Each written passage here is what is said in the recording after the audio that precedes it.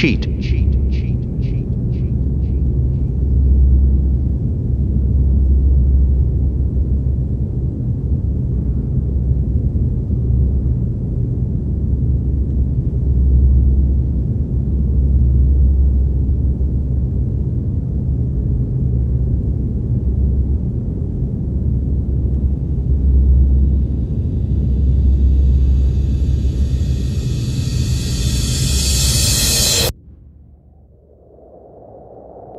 Deutschland, 3. August, 1:20 Uhr. Ein Ort wie jeder andere. So scheint es. Doch was die schlafenden Bewohner nicht ahnen, ist, dass tief unter ihnen etwas Ungeheuerliches vorgeht. Denn was mit OGC und Bunny Hop seinen Anfang genommen hat, das hat schon längst eine Dimension jenseits normaler Vorstellungskraft erreicht.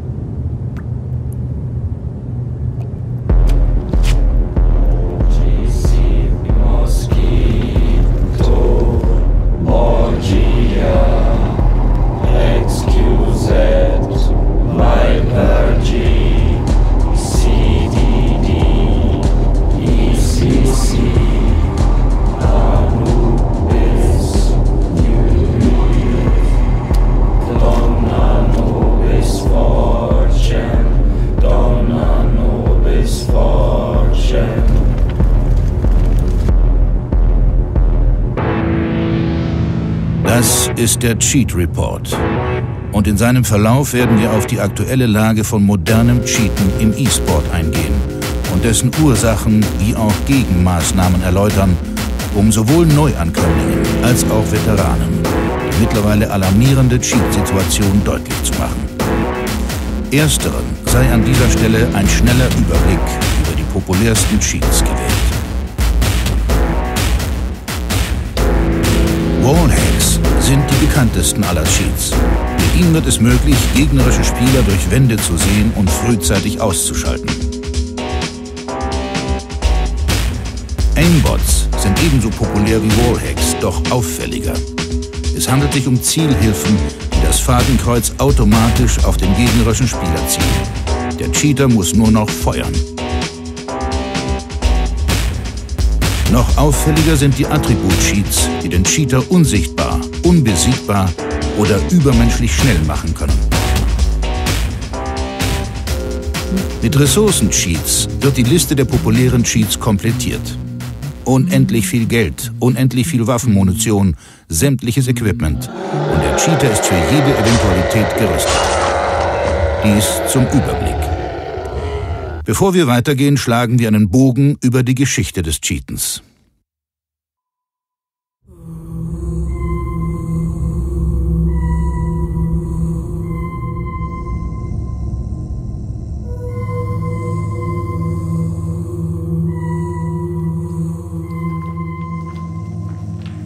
Cheaten begleitet die Menschheit seit ihren frühesten Kindertagen. Am Anfang noch ungelenk, wurde es im Laufe der Jahrhunderte immer raffinierter. Auf dieser Höhlenmalerei aus der späten Steinzeit können sich Cheater noch offen zur Schau stellen. Per Beintritt zum Sieg. Dass in dieser Epoche mit Konsequenzen zu rechnen war, ist stark zu bezweifeln. Danach verlaufen sich die Spuren des Cheatens für viele Jahrhunderte. Die früheste Aufzeichnung moderner Zeitschreibung findet sich im alten Griechenland wieder. Während der trojanischen Belagerung ließen die Griechen unter Führung Agamemnons die erste Beta-Version eines trojanischen Pferds zum Einsatz kommen. Das harmlos wirkende Pferd knackte mit seinen 30-Mann-Routinen den Mainport und besiegelte damit hinterhältig Trojas Untergang. Erschreckend ist diese Historie auch deshalb, weil niemand den großen Feldherrn für einen Cheater gehalten hätte. Ein Phänomen, das auch in der Neuzeit nicht an Brisanz verloren hat. Hierauf bleibt die Cheater-Geschichte konstant mit der Menschheitsgeschichte verwoben. In den verschiedensten Ausgestaltungen finden wir so Cheater, die einen festen und wichtigen Platz in der menschlichen Gesellschaft einnahmen. Als Druiden, Zauberer oder Schamanen versuchten sie, ihre Unzulänglichkeit mit überirdischen Fähigkeiten zu kompensieren. Wallhacks, die zeitliche Barrieren transparent machen sollten oder Invincible Modes, die ganze Heerscharen auf unbesiegbar schalteten, basierten freilich nur auf einer Vorprogrammierung der Köpfe. Doch es funktionierte und wurde offen präsentiert, was den Cheatern hohes Ansehen einbrachte. Sie machten sich die Unreife der Menschen zunutze, um völlig freizügig zu cheaten. Die Wende kam erst in der Zeit der Aufklärung. Der berühmte Moment, der das Ende öffentlichen Cheatens markiert, war, als Galileo Galilei einigen Cheatern höchster Kunst ihre Mogelei beweisen wollte. Ne, das schaue ich nicht durch. Obwohl sie das Ruder durch simple Ignoranz herumreißen konnten, zog sich von dort an Cheaten immer mehr in den Untergrund zurück und wurde schließlich auch als solches erkannt. Es begannen Verfolgungen, die mit den Hexenverbrennungen zwar schon Jahrhunderte zuvor ihren Anfang genommen hatten, nun aber zielgerichtet waren. Cheater wurden Geächtete. Es fällt schwer, ihre Wege nach der gesellschaftlichen Austilgung nachzuvollziehen. Doch klar erscheint den meisten Historikern, dass sie ab dem 17. Jahrhundert unter dem Schutz anderer verfolgter Gruppen nach Amerika und Südostasien verschlagen wurden. Die weltweite Verbreitung begann. Je fortschrittlicher die Technologie, umso raffinierter wurde das Cheaten selbst. Und obwohl die öffentliche Verachtung Konsequenzen auf ihr Selbstwertgefühl hatte, etablierte sich ein Untergrund. Der aufkeimende E-Sport öffnete Cheatern Tür und Tor für eine neue Ära anonymer Moglerei. Das Jahr 2000 markiert mit dem Aufkommen erster Proto-Hacks und dem XQZ-Cheat die symbolische Geburtsstunde modernen E-Sport-Cheatens. Von nun an hatten Cheater sowohl die Plattform wie auch die technische Möglichkeit, um ihrem düsteren Tagewerk ohne jedes Hindernis zu frönen. Obwohl die Tendenz von Beobachtern frühzeitig erkannt wurde, fruchteten erste Aufklärungsversuche nicht. Der Cheater ist unser Feind. Er hackt und lügt und sabotiert ohne Unterlass. Und nur zu einem Zweck, der systematischen Zerstörung unserer heiligsten Werte. Ehrlichkeit, Fairness und Charakterstärke sollen untergehen in seinem schmierigen Morast von Niederträchtigkeit und Selbstsucht. Das dürfen wir nicht zulassen. Wir müssen dem Cheater Einhalt gebieten. Der Cheater ist das Böse und das Böse cheatet. Stoppt Cheaten. Jetzt! Videos wie dieses konnten die Aufmerksamkeit nur kurzzeitig binden. Insider behaupten, die Community sei damals nicht bereit gewesen. Andere sagen, der Regisseur war einfach zu alt. Die Cheat-Szene dehnte sich simultan zum wachsenden E-Sport aus und schlug tiefe Wurzeln. Obwohl viele Spieler glaubten, dass Cheater nichts weiter als Geister in einer anonymen Netzwelt seien, geschaffen zum Zweck der Verleidung, entwickelte sich eine erschreckend physische Gemeinde hinter den IP-Netzmasken. Nachdem Cheater über Jahrhunderte hinweg versprengt und ohne gemeinsame Form vegetierten, gab ihnen der E-Sport endlich die Möglichkeit, zu einer einzigen Front anzuschwellen.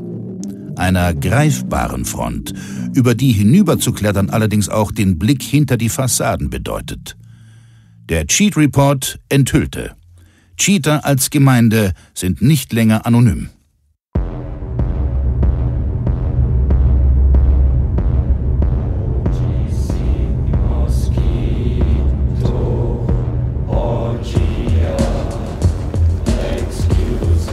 Durch die erfolgreiche Infiltration des größten Cheaterrings deutschlandweit gelang es unserem Kamerateam erstmalig in der Geschichte, dem geheimen Treffen einer Cheater-Community beizuwohnen.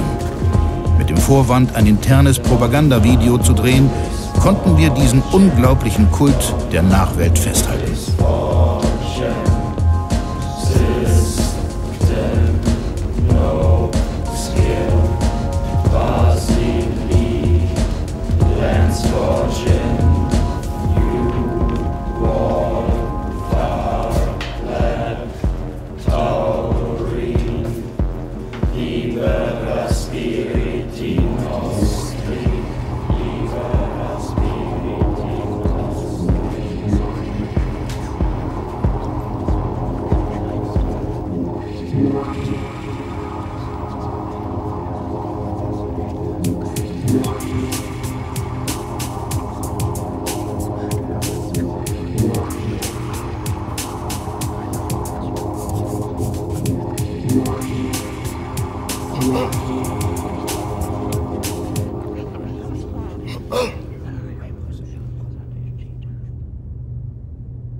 Demaskieren!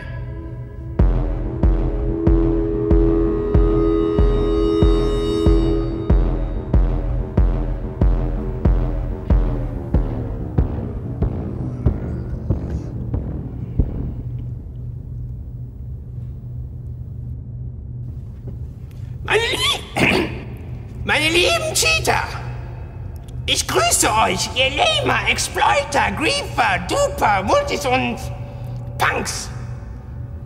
Wir haben uns heute hier versammelt,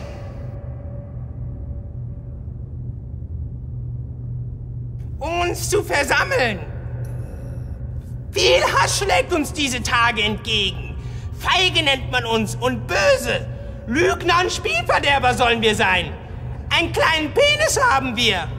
Ja, es ist eine harte Zeit, aber auch eine Zeit des Umbruchs.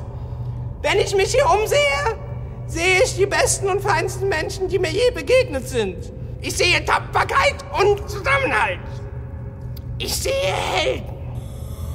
Und einen kleinen Penis zu haben, ist keine Schande. Die Technik macht's. Kommen wir nun zum ersten Punkt der Tagesordnung. Seit unserer letzten Zusammenkunft haben die großen Macher zahllose neue Cheats heruntergeladen. Vielen ist der ein oder andere entgangen. Daher wollen wir ihnen nun gedenken. Zuallererst müssen wir den Vater aller Cheats preisen, den XQZ Multihack, der uns alle Cheats zugleich gewährt, denn er hat ein Update erfahren. Zugleich gilt unser Denken der neuesten Version des Furious, der uns besser denn je zuvor macht. Wir fallen in den Staub wie die Buchstaben ECC und beten Psalme für den aktuellen Order. Unser Leben verläuft auf den Schienen des Viper G und erhält Antrieb durch Mosquito, der mit seiner magischen und vor allem als das Alpha und Omega aller Dinge niemals zu vergessen, der Weg zur Apotheose, OGC! Und nun, lasst uns das Cheater-Sein zelebrieren, auf das es uns Kraft für immer gebe. Ein Lobpreis auf die großen Macher und deren magischen Werkzeuge! Style, wireframe, aimbot, HLG style, CSG, proof PSP, auto shoot, crew walls, fight walls, target lock, no recoil, disconnect, export, radar, craft, tool, land, burn, zoom, fix, flash, export, hack, money, cheat, spin, next, speed, take the fuck off, all invisible, superpower, God!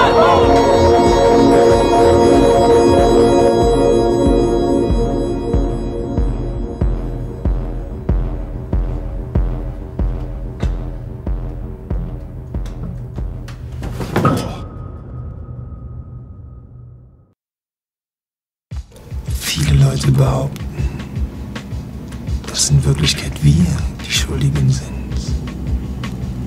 Das personifizierte Böse. Nein,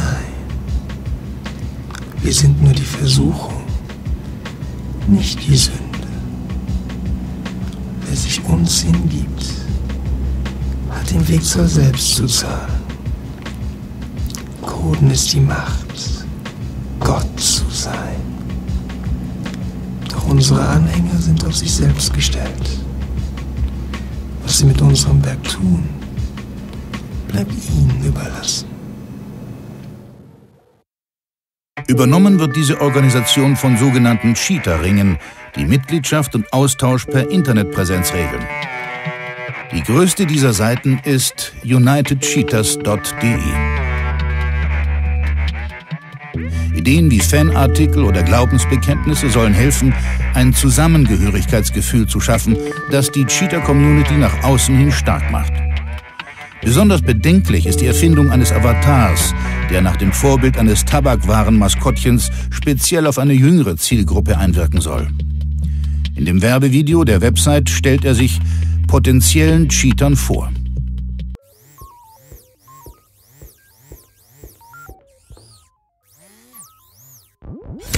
Hi kids, I'm Moby the Aimbot, and this is my wall hack. So, if you got a small penis and no one likes you at all, I'm your best friend. But I'll show you what I do. Let's take your favorite game. For example, Counter-Strike. You're not good at it, are you? They kill you and kill you and kill you again? That's not fair. Wow, stop! That's bad. You won't get your crosshair at the enemy on time. You would shoot. So I'll help you.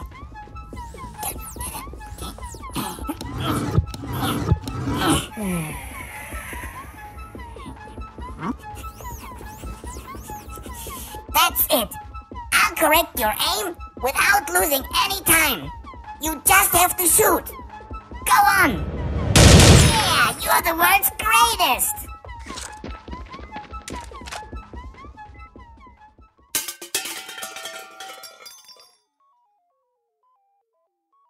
Expansionsbestrebungen wie diese benötigen eine Finanzierung. Als wichtiges Standbein der Cheater-Ringe hat sich das Geschäft mit Designer-Cheats erwiesen, das Interessierten gegen Bezahlung Maßanfertigungen liefert.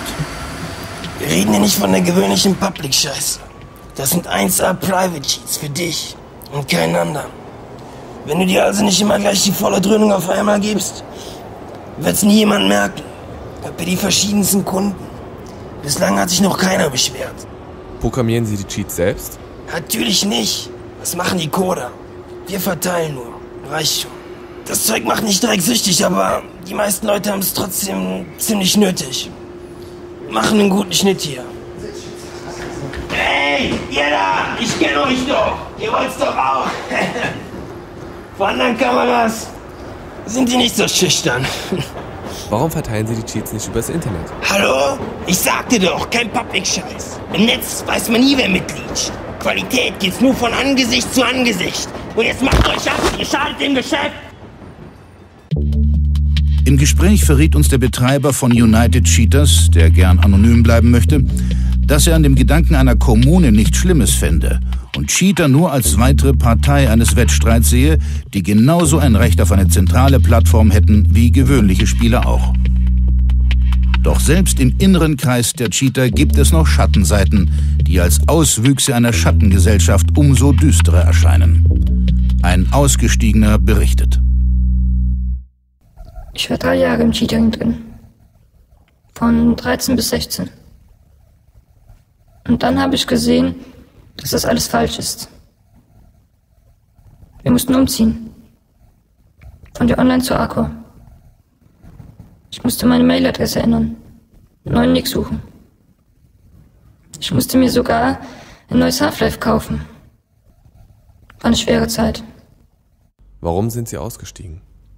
Ja, die ganzen Sachen, die da gemacht wurden. Zum Beispiel hat es regelmäßig Penisvergleiche gegeben. Und wer mal ohne Cheats spielte, was weiß ich, um mal zu sehen, ob es nicht auch anders geht, der wurde beim nächsten Treffen sofort ausgelacht und verspottet und als Verlierer beschimpft und als Kellerkind und sowas. Und manchmal haben wir alle zusammen so Rituale abgehalten und haben Rattenblut getrunken, um die Stärke von ihnen zu bekommen. Aber wieso gerade Ratten? Na, hat sich ja niemand an größere Tiere getraut. Wo die meisten Cheater aus Scham selbst nach ihrem Ausscheiden im Dunkeln verborgen bleiben, gibt es auch Ausnahmen. Kalle Götzl, alias Kotz, ist seit Jahren professioneller Cheater. Und er scheut sich nicht davor, mit seiner Überzeugung an die Öffentlichkeit zu treten. Ich spiele, seit ich 14 bin, online. Und kurz danach habe ich auch mit dem Cheaten angefangen. Ich habe einfach gesehen, dass du dumm bist, wenn du es nicht machst. Und ja, ich spiele alles, wo ich so gerade Lust drauf habe. CS, Unreal, Quake, Counter-Strike und auch den ganzen Gehirnkram wie StarCraft, Warcraft und so weiter. Hauptsache ich kann cheaten. Ich habe auch mal Schach gespielt, aber da haben die anderen immer so lange gebraucht.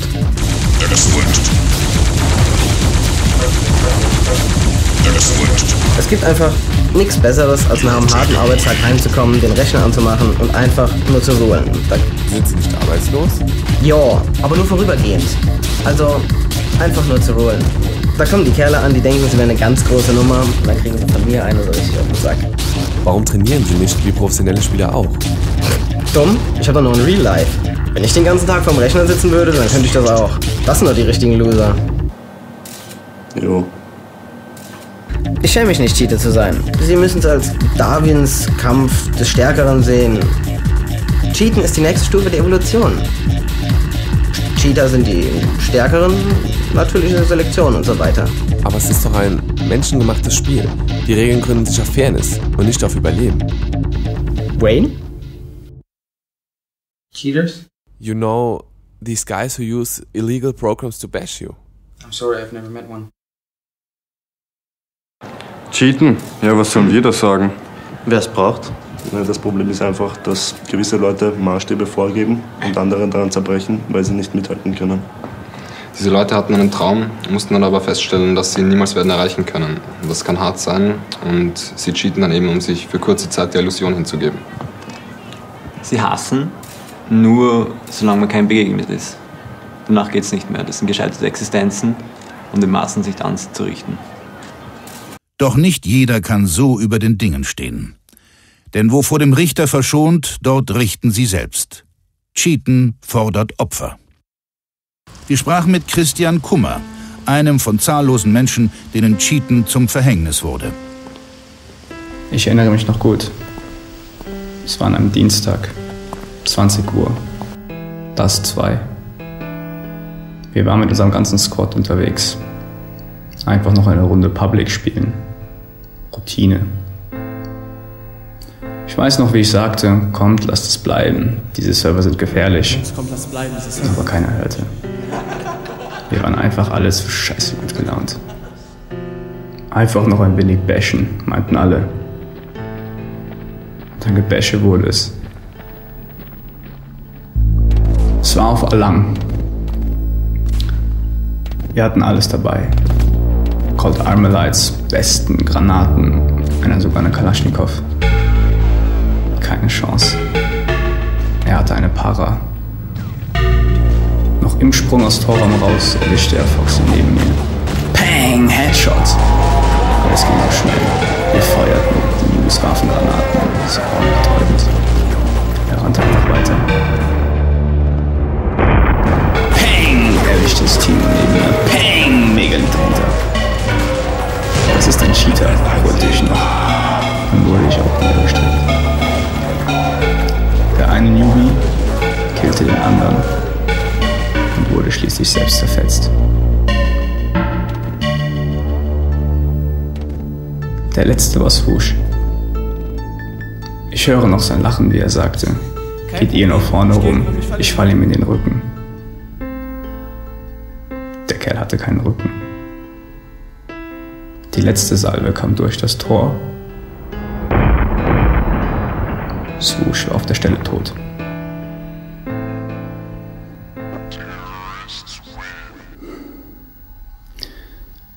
Dieser Bastard hat die ganze Runde alleine geholt. Christian leidet noch heute, knapp 2 Wochen später, unter den Ereignissen jenes Dienstagabends. Ich weiß nicht, ob ich jemals darüber hinwegkommen werde. Aber eines ist gewiss. Es passiert immer wieder. Auf jedem Server. Man ist nirgendwo sicher. Solange es Cheater gibt, gibt es auch Leid. Doch Cheaten fordert auch auf anderer Ebene Opfer. Weit ab von der großen Berichterstattung haben sich im Laufe der Jahre finanziert von namhaften Firmen der Elektroindustrie Cheater-Kinderheime gebildet. Diese Heime nehmen sich den wahrlich Leidtragenden an, den Kindern von Cheatern. Wir besuchten ein solches Heim und informierten uns über die Hintergründe. Cheater-Kinderheime sind eine Initiative der Elektronikindustrie. Es ist ein kostenloser Service an die Spielergemeinschaft. Denn immerhin verurteilen wir das Cheaten, nicht den Menschen und seine Familie dahinter. Die Kinder kommen auf unterschiedliche Wege her. Viele Cheater sind einfach überfordert und geben ihre Elternrolle freiwillig ab. Andere erkennen, dass das Beste für ihre Kinder ist, professionell betreut zu werden. Wieder andere werden vom Jugendamt hergebracht, nachdem ihre Eltern aufgeflogen sind. Natürlich cheaten größtenteils die Väter. Aber es cheaten mehr Frauen, als man glaubt. Irgendwie finden immer die Richtigen zusammen. Und es fehlt diesen Kindern. Das ist schwer zu sagen. Sie verhalten sich ungewöhnlich. Sie sind hyper... Hey! Wer war da? Und woher habt ihr die Pizza? Lass das gefälligst bleiben. Kinder, es gibt Dickmänner. Und sie besitzen einen großen Ansporn, die anderen auszustechen. Man könnte sagen, dass sie eine andere Wahrnehmung haben.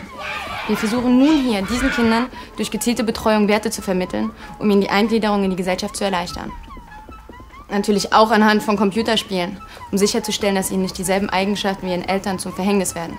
Durch diszipliniertes und altersgerechtes Spielen sollen die Kinder in ein Regelverständnis herangeführt werden. Wir haben uns eben umgesehen. Und nun würden wir gerne wissen, inwiefern die Cheats auf den Rechnern diesem Ziel gelegen kommen. Was für Cheats? Wer hat Cheats? Rolf! Ich weiß auch nicht, wie sie es machen, aber irgendwie kommen sie immer wieder an Cheats. Es ist wirklich wie verhext.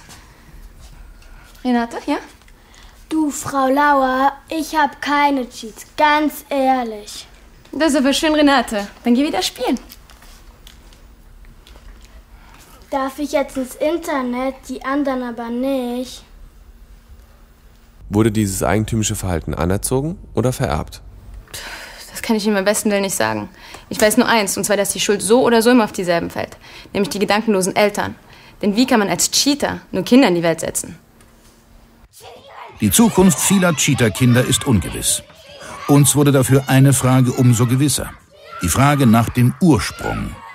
Was macht den Cheater zum Cheater? Ist Cheaten vererbbar? Auf unserer Suche sind wir nicht allein.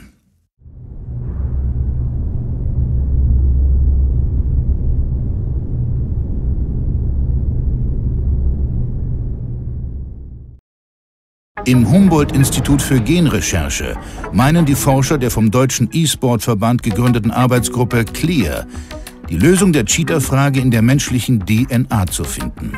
Seit bereits über einem Jahr befindet man sich dort auf der Suche nach dem berüchtigten Cheater-Gen. In enger Zusammenarbeit mit dem Human Genome Project und dem National Human Genome Research Institute.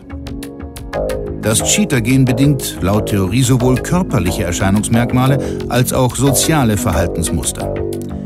Im vorläufigen Forschungsbericht vom 01.01.05 wird dieser Phänotyp wie folgt zusammengefasst. Das Cheater-Gen bedingt Kleinwüchsigkeit, Sehschwäche, Muskelschwund, unsymetrischen Körperbau, erhöhte Krankheitsanfälligkeit und den Hang zu extremer Dünn- oder Fettleibigkeit. Primäre und sekundäre Geschlechtsmerkmale sind oft verkümmert, wenn auch intakt. Das Gen soll sich bei der DNA-Replikation durch einen bislang unbekannten Effekt in der Gensequenz vermogeln und mit seiner fehlerhaften Syntax die Informationen von folgenden Genen schlichtweg überschreiben. Sinn und Zweck dieses Gens sind unbekannt. Vielleicht tatsächlich die nächste Stufe der Evolution? Unwahrscheinlich, sagen Forscher. Denkbarer sei ein Überbleibsel aus Zeiten, als die Natur noch spielfreudig war. Das Experiment war ein Fehlschlag. Dominant ist das Cheater-Gen aber bis heute geblieben. Ja, wie eine Arschlochkarte.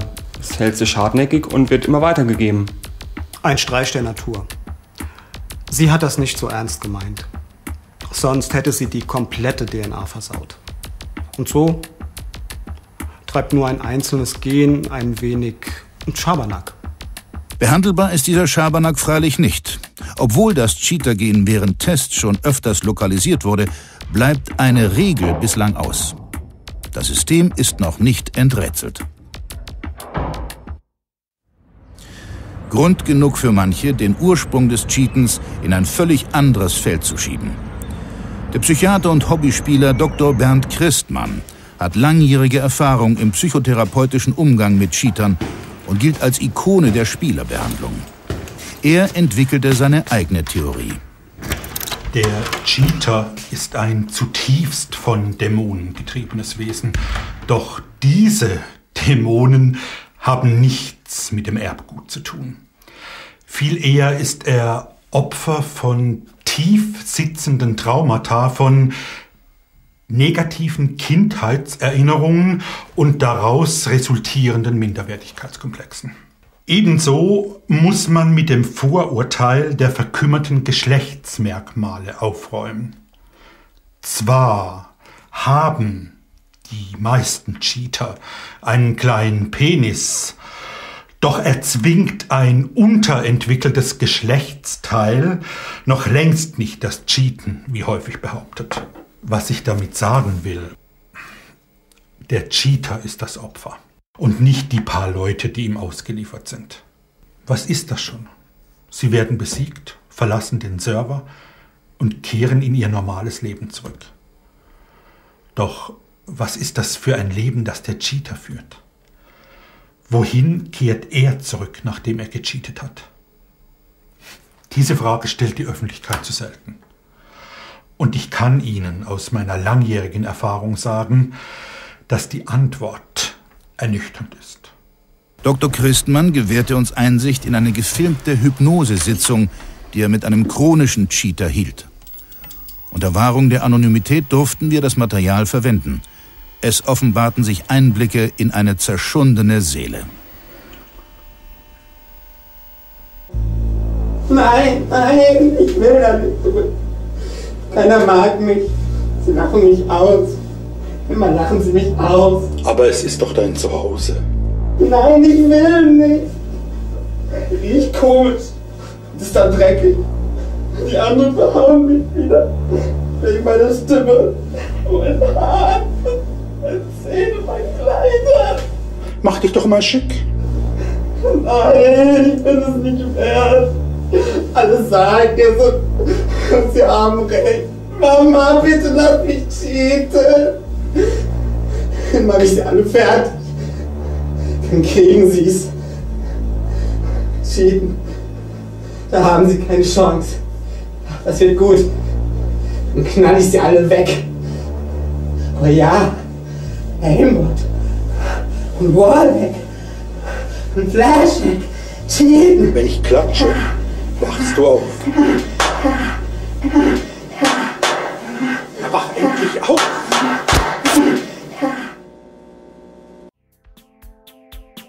Einer letzten kleineren Personengruppe werden simple körperliche Gebrechen oder Bildungsschwächen nachgesagt, die zu Cheat-Verzweiflungstaten trieben. So gibt es seit geraumer Zeit den Eversense-10 oder EST-Cheat für verschiedene Spiele, der Seh- und Hörgeschädigten helfen soll. Den Text-to-Speech-Cheat für Analphabeten. Oder den Erection-Motivator-Cheat, der Spielern helfen soll, die sexuelle Frustration durch Spielerfolge kompensieren wollen, allerdings Erektionsprobleme. Cheats als Ausgleich natürlicher Handicaps? Inwiefern diese Cheater verurteilbar seien, bleibt offen. In former times, people were more happy to get connected by online games, but nowadays it feels sometimes that people don't enjoy it anymore. It feels like everyone just wants to cheat. No, not cheat. Everyone just wants to win, you know, and they don't enjoy the community feeling anymore because of cheaters? No, not because of cheaters. Because it's not insufficient. It's not sufficient anymore just to play and have fun, you know. It feels like we have lost our sense in playing fair? No. It feels like we have lost our childish love for the pure gaming, you know. That's thanks to cheats? Yeah, partly. So cheaters kill the gaming community. Yeah. Thank you.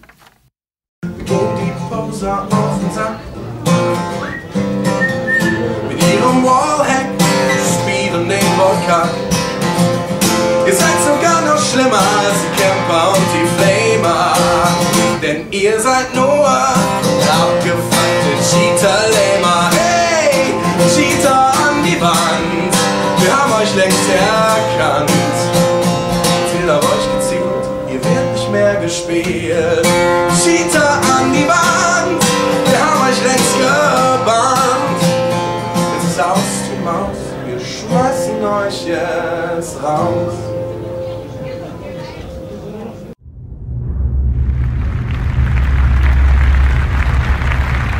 Cheaten in Online-Spielen, und das darf ich noch einmal betonen, ist kein Kavaliersdelikt. Cheaten schadet sowohl dem moralischen Selbstverständnis unserer Gesellschaft wie auch der nationalen und internationalen Wirtschaft. Ein Zeichen zu setzen ist also zu gleichen Teilen eine Frage der Selbstachtung unserer Ökonomie wie auch der internationalen Verständigung.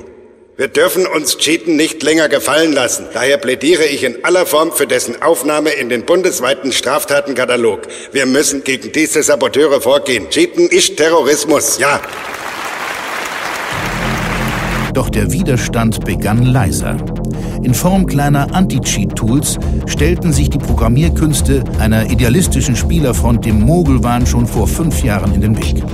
Allen voran das spielübergreifende Programm Punkbuster, das vom legendären Cheater Nubby wie folgt bezeichnet wurde. Der Punkbuster könnte eigentlich besser auch Mini-Schniedelbuster heißen, denn die Leute, die er erwischt, die haben alle einen kleinen Penis. In Counter-Strike sorgten die Programme TSC und CS Guard für eine erste Unterstützung. In Unreal Tournament Dr. Sins Kopfgeburten CSHP und UTPO. Erstere konnte man bald knicken, zweitere blieben hart. Als der Punkbuster-Support für CS eingestellt wurde, weil die Programmierer fanden, nichts zu kriegen für viel Arbeit sei unergonomisch, ergänzte 2002 das Programm Cheating Death die Bewegung, das entgegen hoher Erwartungen aber nur den Cheat tötete. Als dann die Spielproduzenten selbst die Schädlichkeit von Cheats erkannten, zogen sie nach. Das populärste Entwicklerprogramm ist Valves Anti-Cheat, kurz VAC, von dem aber bis heute nicht geklärt ist, ob es nur ein Witz war. Der Entwickler Blizzard hingegen pflegte nicht zu scherzen. Sein Battle.net ist für Cheater wie das Kolosseum für Christen, keine Pilgerstätte. VAC 2 arbeitete zum Zeitpunkt unseres Films gut, wenn es per Cheat mal nicht deaktiviert war. Trotz aller Bemühungen waren vielen Spielern Anti-Cheat-Tools nicht Maßnahme genug. Neben dem Sperren von Spieleraccounts, was dem Zerreißen einer Lizenz gleichkommt, hatte sich so auch die Community selbst ihre Gedanken zu Strafen gemacht. Allerdings konnten sich Vorschläge wie das Annähen des Geschlechtsteils an die Nase oder die Vernichtung cheat-infizierter Rechner nicht durchsetzen. Was blieb, war der Wille. Von der Straße zog sie in die Lobbys und sodann in den Bundestag. Doch die Initiative kam, wie so oft, aus Amerika. Bekräftigt durch den Cyber Security Enhancement Act wurde den Cheatern dort unmissverständlich der Kampf angesagt. Im wahrhaftigsten Sinne. Denn seit die US Army ihr eigenes Spiel hat, macht sie keine Späße mehr. Ein Mitarbeiter wörtlich. We know who you are and can track down where you play from. We have incontrovertible proof that it's something illegal. The army is angry and we're coming for you. Obwohl recht rigoros in der Ausführung, machte das Modell auf das Ausland einen guten Eindruck. Nach Gesetzesvorlage kündigten auch in Deutschland viele Unternehmen weitreichende Anti-Cheat-Maßnahmen an. Die Elektronikfirma Reptox zeichnet sich für das vielversprechendste Projekt aus. In Zusammenarbeit mit Verteidigungsministerium und Polizei rief sie das PACT ins Leben. Was das PACT ist, erklärt ein Mitarbeiter genauer. PACT oder PACT steht für Physical Anti-Cheat Tool und wurde durch den neuen Anti-Online-Cheat-Beschluss ermöglicht. Dabei handelt es sich um ein autonomes Handlungsorgan, das die Bekämpfung von Cheatern auf ein unmittelbares Feld rückt. Das PACT ist mit dem Steam, GameSpy und Bond-Netzwerk verbunden, registriert über gängige Anti-Cheat-Programme illegale Spielaktionen, setzt sich über eine Schnittstelle mit den Providern in Verbindung, ermittelt den physischen Aufenthaltsort des Cheaters und leitet diese Informationen an den Kern des PACTs weiter, ein Sondereinsatzkommando. Gleichzeitig wird eine Meldung an den lokalen Staatsanwalt gesandt, der nur noch bestätigen muss. Von dort an ist alles Polizeiroutine. Diese Routine interessierte uns. Wir besuchten das Einsatzkommando. Die 4 Grundpfeiler des PACT sind Praktik, Attackwillen, Coolness und Tapferkeit. Unsere Einheit nimmt nur die Besten der Besten. Wir kriegen sie alle. Wir haben alles, was wir für die Bekämpfung der Cheater-Plage brauchen. Hightech-Equipment der Firma Reptox, Gewehre Modell AR-15, Maschinenpistolen, Heckler und Koch MP5 für den Häuserkampf, Kevlar-Rüstung, GPS-Ortungssysteme, Blendgranaten, Granatwerfer, Maschinengewehre, schwere Waffen, Luftunterstützung und Lasermarkierung, Barrett Light 50 Scharfschützengewehre, Waffenlafetten. und wir haben Handschellen. Wenn nun ein Cheat gesichtet wird, geht alles blitzschnell. Das Satellitennetzwerk überprüft den Standort, ermittelt die Polarkoordinaten und sendet sie an die Zentrale. Hier herrscht bereits Alarm. Ein Cheater im Südwesten, große Distanz. Das Ertappen in Flagranti ist wesentlich. Geschwindigkeit alles. Kein Problem für das gerüstete Team. Wir durften dabei sein. Maximal 21 Minuten bis zur Ankunft. Überall in Deutschland. Schneller als eine Runde Public. Letzte Vorbereitungen während der Wartezeit. Dann der Anfang vom Ende.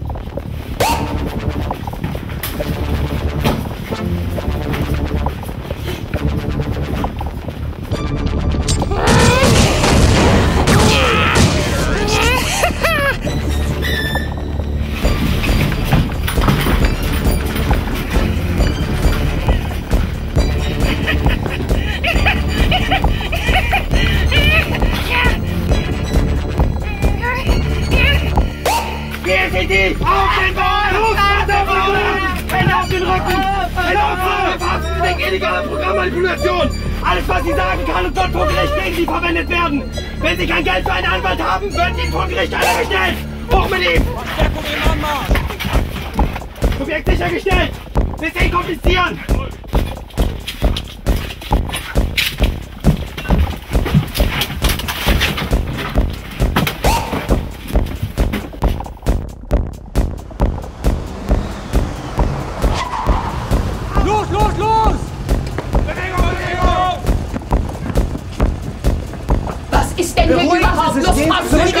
Ganz ruhig, ich will bitte sagen, was Sie mit meinem Sohn machen. Mein Sohn hat mich nicht.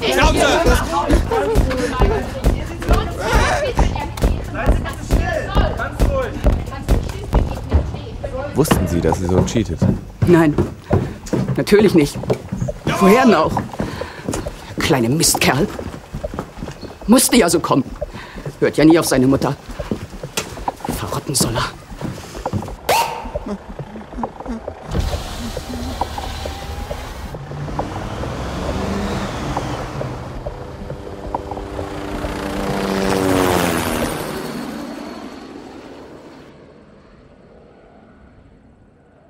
Im Winter 2000 cheateten 2085 Spieler regelmäßig.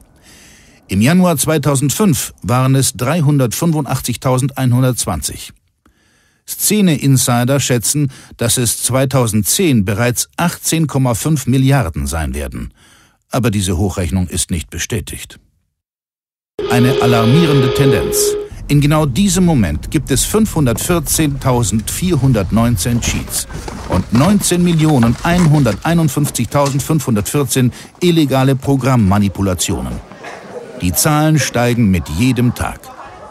Cheaten ist keine schlechte Angewohnheit mehr, sondern ein Glaube, der rasch wächst und sich in alle Lebensbereiche ergießt. Cheat-Netzwerke sind Tempel, Coder die Götter.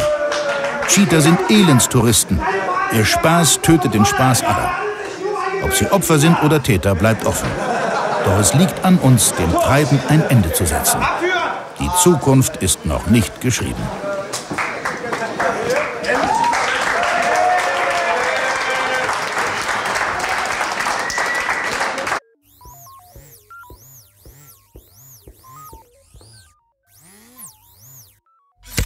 Hi kids!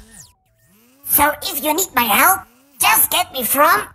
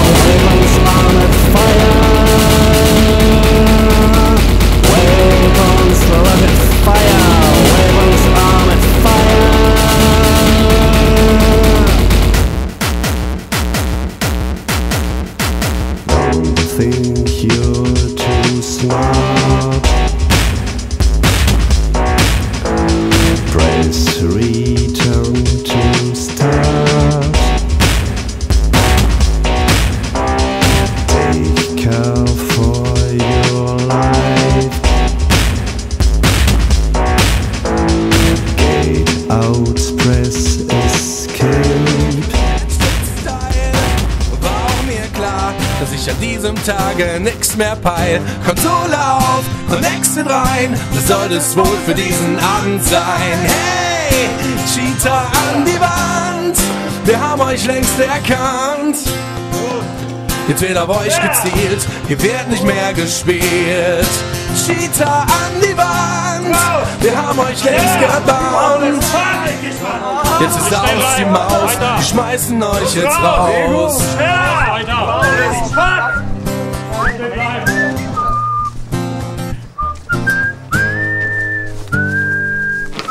Wir gehen die Poser auf den Sack mit ihrem Wallhack, Speed und den Bordkack.